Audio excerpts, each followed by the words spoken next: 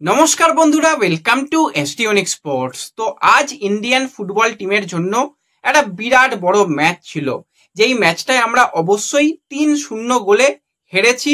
কিন্তু হারলেও আমাদের বেশ কিছু পজিটিভ দিক রয়েছে, কারণ একটা 20 র্যাঙ্কিং যাদের ফিফা র্যাঙ্কিং রয়েছে তাদের বিরুদ্ধে আমরা খেলছি। আমাদের ফিফা র্যাঙ্কিং হচ্ছে 133। তো তাদের বিরুদ্ধে আমরা কিন্তু বেশ কিছুটা পজিটিভ রয়েছে এই খেলার মধ্যে, সেগুলোকে নিয়ে কথা বলবো, খেলা নিয়ে কথা বলবো। এবং ইস্ট বেঙ্গলের সারপ্রাইজ কিন্তু একটা এসেছে, যে বিরাট বড় সিদ্ধান্ত, ডিমি তাকে কিন্তু আজকে অফিসিয়ালি থ্যাংক ইউ জানিয়েছে। তো এই থ্যাংক ইউ এর পিছনে কি কারণ রয়েছে সেটাও তোমাদের সঙ্গে আমরা শেয়ার করে নেব এই ভিডিওতে। তাই ভিডিও শুরু করার আগে একটাই রিকোয়েস্ট, চ্যানেলে যারা প্রথমবারের জন্য এসেছো মনে করে চ্যানেলটাকে সাবস্ক্রাইব করে নিও, তাহলে প্রিয় দলের খেলার সমস্ত আপডেট তোমরা এখানে পেয়ে যাবে। তো চলো আর দেরি না করে ভিডিও শুরু করা যাক। তো আজকে ইন্ডিয়া টিম ভালো খেলেছে, এটুকু আমি বলবো। আগের দিনের থেকেও আজকে খেলায় বেশ কিছু কনফিডেন্স আমরা দেখতে পেয়েছি। খুব একটা লাইন আপে খালিদ পরিবর্তন করেনি, সেক্ষেত্রে একটাই পরিবর্তন হয়েছিল। আগের ম্যাচে আমরা প্রথম থেকে ছাং থেকে দেখেছিলাম শুরু করতে, এই ম্যাচে ছাংতের পরিবর্তে ড্যানিশ ফারুককে শুরু করানো হয়েছিল। হ্যাঁ, ড্যানিশ ফারুক বা সুরেশ তারা মাঝমাঠে বেশ কিছু মিস্টেক করছিল, তারপরও ড্যানিশ আর নিখিল প্রভু মিলে যেভাবে বারবারই রুজবে চেশমিকে আটকেছে, পুরো খেলাটাকে কিন্তু খেলতেই দেয়নি। প্রথম 45 মিনিট তো ইন্ডিয়া টিম ডিফেন্স করেছে, কিন্তু সেই ডিফেন্সের মধ্যে কনফিডেন্স লেভেল আলাদাই লেভেলের ছিল। গুরপ্রীতকে দেখে বেশ ভালো লাগছে। রিসেন্ট 2-3 বছরের যদি গুরপ্রীতের পারফরমেন্স দেখো, অনেকটা ডাউনগ্রেড হয়েছিল। বিশালকে সুযোগ দেওয়া হয়, সেও এসে খুব একটা ভালো কিছু করতে পারে না। আবার গুরপ্রীত নিজের সেই পুরাতন কনফিডেন্স লেভেলটা কিন্তু আস্তে আস্তে ফিরে পাচ্ছে। বেশ কিছু ভালো ভালো সেভ করেছে, দেখে তো খুবই কনফিডেন্স লাগছিল। এবং ডিফেন্সের পিছনে যে গোলকিপার একটা দলকে পুরো লিড করে পিছন থেকে, সেটা কিন্তু গুরপ্রীতকে বারবারই করতে দেখা যাচ্ছিল। এবং আজকে ইন্ডিয়া টিমের মেন অ্যাপ্রোচ ছিল যে ম্যাচটাকে অন্তত ড্র রাখা, কারণ আমরা খেলতে নামছি একটা 20 ফিফা র্যাঙ্কিং এর দলের বিরুদ্ধে, সেখানে তাদের হারানোটা আমাদের পক্ষে অসম্ভব ব্যাপার। তো অসম্ভবকে সম্ভব করতে হলে সবার আগে ডিফেন্সকে শক্তিশালী রাখতে হবে, গোল হজম করলে হবে না।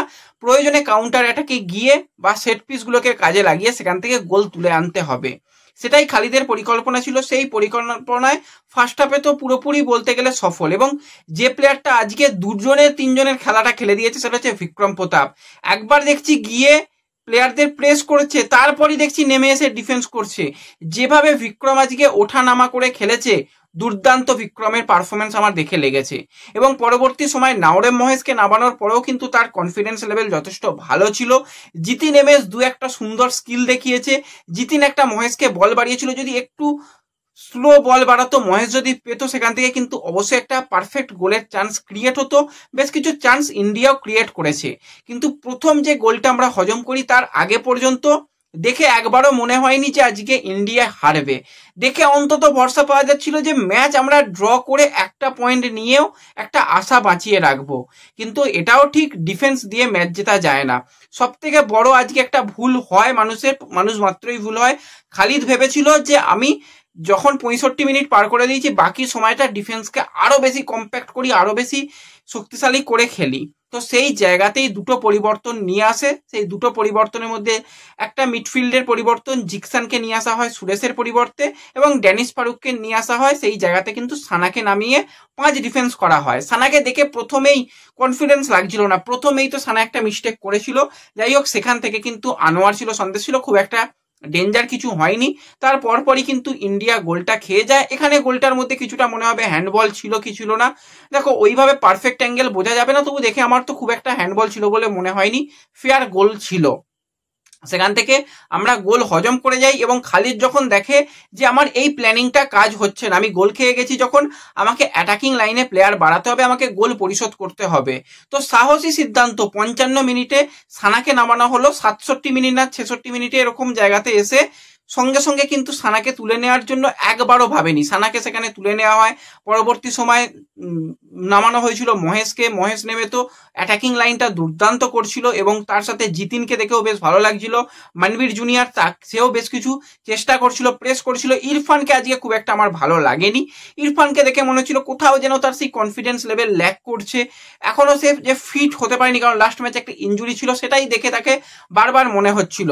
ওভারঅল কিন্তু পুরোপুরি তারপরে তারপরে ইন্ডিয়া টিম অ্যাটাক তৈরি করে বেশ কয়েকটা ভালো ভালো চান্স ক্রিয়েট করেছিল, কিন্তু হ্যাঁ সেখান থেকে আমরা গোল করতে পারি না, এবং গোল করাটা সত্যি খুব কঠিন ব্যাপার তাদের বিরুদ্ধে। তবু আমরা চেষ্টা করেছি, আমরাও গিয়ে কিছুটা অ্যাটাক করেছি। পুরো ম্যাচ যে ডিফেন্স করেছি সেটা নয়, আমরা একটা সময় পর্যন্ত ডিফেন্স করার পরও গিয়ে আমরা অ্যাটাক করেছি, যে দেখিয়ে এসেছি হ্যাঁ আমরাও অ্যাটাক করতে পারি।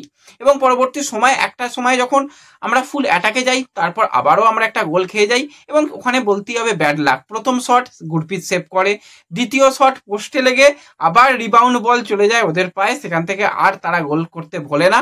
সেখান থেকে 2-0 আর 3-0 গোলটা তো কিছু করার ছিল না, হাইলাইন ডিফেন্স খেলতে গিয়ে সেখান থেকে গোল হজম করতে হলো। তো ওভারঅল 3-0 গোলে কিন্তু আমরা আজকে ম্যাচ হারলাম, এবং ম্যাচ হেরে কিন্তু আমাদের পক্ষে পরবর্তী রাউন্ডে যাওয়াটা অসম্ভব হয়ে গেল। কিন্তু এখনো শেষ ম্যাচ রয়েছে, শেষ ম্যাচটা যদি আমরা ভালোভাবে খেলতে পারি, শেষ ম্যাচে যদি জিততে পারি, থার্ড প্লেসের জন্য কিন্তু আমরা লড়াই করব। তো মোটামুটি আমার খেলা লেগেছে, খুব ভালো কিছুও বলবো না, কারণ দলের বেশিরভাগ প্লেয়ার তারা প্রি সিজনের মধ্যে নেই, লাস্ট কবে ম্যাচ খেলেছিল জানি না, সেইভাবে ফিট নয়। তবু আজকে মেন্টালি তাদের অনেকটা দেখে ভালো লাগলো, এবং যতটুকু পেরেছে ভালো খেলেছে, এটুকুই আমি বলবো। তো ম্যাচ নিয়ে তোমাদের কি মতামত আমাকে কিন্তু কমেন্টে জানাতে কেউ ভুলো না। তো এবার যে বিষয়টাকে নিয়ে আমরা কথা বলবো, ডিমি তাকে কিন্তু আজকে East Bengal officially thank you post দিয়ে দিল। হঠাৎ এরকম সারপ্রাইজ আপডেট কেন এলো? দেখো, ডিমিকে নিয়ে এই সিজনের শুরু থেকেই চেষ্টা চালানো হচ্ছিল তাকে ছেড়ে দেওয়া, কিন্তু তার হাই স্যালারির জন্য তাকে ছাড়া সম্ভব হচ্ছিল না। কিন্তু তার পারফরমেন্স নিয়ে অস্কার কখনোই খুশি ছিল না। বারবারই মাঠের মধ্যে দেখা যেত যে ডিমিকে ফ্রাস্ট্রেশনে ভুগছে, বারবারই হাত পা ছুঁড়ছে, খুব একটা যে খুশি নয়, সে বল পেলেও গোল করতে পারছে না, এরকম একটা সমস্যা হচ্ছিল। তো তখন থেকেই কোচ চেয়েছিল যে ডিমিকে ছেড়ে দাও, কিন্তু চাইলেই তো ছেড়ে দেওয়া যায় না। এত বড় একটা সব থেকে হাইয়েস্ট পেড ফুটবলার ডিমি ছিল, তাকে ছাড়তে গেলে একটা বড় ট্রান্সফার ফি দিতে হতো, এবং বড় একটা জরিমানা দিয়ে তাকে ছাড়তে হতো, আর্থিক জরিমানা। সেটা সম্ভব হয়নি, অন্য দল মানে এরকম ভাবে ট্রান্সফার ফি নিয়েও প্লেয়ার নিতে চায়নি। তো তার কাছে অফার রীতিমতন ছিল। তো এবার পরবর্তী সময় আবার ডুরান্ড কাপ আছে, ডুরান্ড কাপে এসেও ডিমি প্রথম ম্যাচে গোল পেয়েছিল, তারপরে আবার সেই গোলের খরা। আবার কিন্তু ডার্বি ম্যাচে আমরা দেখলাম হামিদের পরিবর্তক প্লেয়ার হিসাবে নেমে জোড়া গোল করে ইস্টবেঙ্গলকে ডার্বি জেতালো, এবং পরবর্তী রাউন্ডে ইস্টবেঙ্গলকে নিয়ে গেল। এবং সেখানে দেখতে পেলাম যে ডায়মন্ড হারবার ম্যাচে আবারও ডিমি অজস্র সুযোগ নষ্ট করলো, এবং কিছু আর করার ছিল না। তো ঠিক আছে, তার পরবর্তী সময় আমরা আমাদের সোশ্যাল মিডিয়া পেজে একটা তোমাদের হিন্টস দিয়েছিলাম যে সব ডিমি গোল করে, কিন্তু সব ডিমি মাঠের রাজা নয়। সেখানে অনেক মানুষের অনেক রকম মন্তব্য ছিল। তখন থেকেই বা তার আগে থেকেই এটুকু কানাঘুষো শোনা যাচ্ছিল যে এরকম একটা কিছু ব্যাপার হতে পারে, ডিমিকে ছেড়ে দিতে পারে, কারণ ডিমির পারফরমেন্স খুব একটা খুশি নয়, ম্যানেজমেন্টও খুশি হতে পারেনি, সেই কারণে ডিমিকে ছেড়ে দিতে পারে। এবং তার মধ্যেই সাপে বর, ডিমির পুত্র সন্তান হয়েছে কিছুদিন আগে, সে চাইছিল ফ্যামিলির সঙ্গে থাকতে, এবং ম্যানেজমেন্ট এবং ডিমি নিজেরা কথাবার্তা বলে। এবং কয়েকদিন আগে 2 থেকে 3 দিন আগেই তোমাদের জানিয়েছিলাম একটা সারপ্রাইজ এক্সিট কিন্তু ইস্টবেঙ্গলের তরফ থেকে হতে চলেছে। সেখানে অনেকে হয়তো গেস করেছিল নন্দকুমারকে ছেড়ে দেওয়া হবে, অনেকে সলকে ছেড়ে দেওয়া হবে, এরকম ভাবনা চিন্তা করেছিলে। কিন্তু আমরা তখন নাম জানাইনি, কারণ বেশ কিছু আমাদেরও বাধ্যবাধকতা থাকে, সেগুলোকে নিয়েই আমাদের এগোতে হয়। তো আজকে যখন অফিসিয়াল ব্যাপারটা এসে গেছে, পুরোপুরি ব্যাপারটা ক্লিয়ার, অনেক আগে থেকেই হয়ে যাচ্ছিল, আজকে শুধুমাত্র অফিসিয়াল আপডেটটা এলো যে ডিমিকে কিন্তু অফিসিয়ালি থ্যাংক ইউ পোস্ট দিয়ে দেওয়া হলো। ইস্টবেঙ্গলের জার্সি গায়ে টোটাল ডিমি ম্যাচ খেলেছে 32টা, সেখানে কিন্তু ডিমির যদি আমরা পারফরমেন্স নিয়ে কথা বলি, 12টা গোল, 4টে অ্যাসিস্ট করেছে। আইএসএল এ ডিমি ফ্লপ হলেও বাদ বাকি টুর্নামেন্টে ডিমি ভালো করেছে। এই সিজনে ডুরান্ড কাপেও ডিমি গোল ফল পেয়েছিল, এর আগেও এএফসি ম্যাচে গোল পেয়েছিল, কিন্তু আইএসএল এ ডিমি সত্যি ইস্টবেঙ্গলের জন্য ভালোভাবে ক্লিক করলো না। তো এই 14 মাসের অভিযান ডিমির এখানেই শেষ হলো। তার পরবর্তী ফুটবল কেরিয়ারের জন্য আমাদের তরফ থেকে অনেক অনেক শুভকামনা রইল, সে আরো ভালো পারফরমেন্স করুক, আমরা এটাই চাই। এবং ডিমির পরিবর্তক প্লেয়ার হিসাবে নতুন প্লেয়ার আসছে, নতুন মুখ আমরা দেখতে পাবো, এটুকু তোমাদের সঙ্গে শেয়ার করলাম। পরবর্তীতে আরো বেশ কিছু বড় আপডেট তোমাদের সঙ্গে শেয়ার করব। আজকে এর মতন একটুকুই। ভিডিও ভালো লাগলে লাইক শেয়ার করে দিও। দেখা হবে পরবর্তী ভিডিওতে। ধন্যবাদ।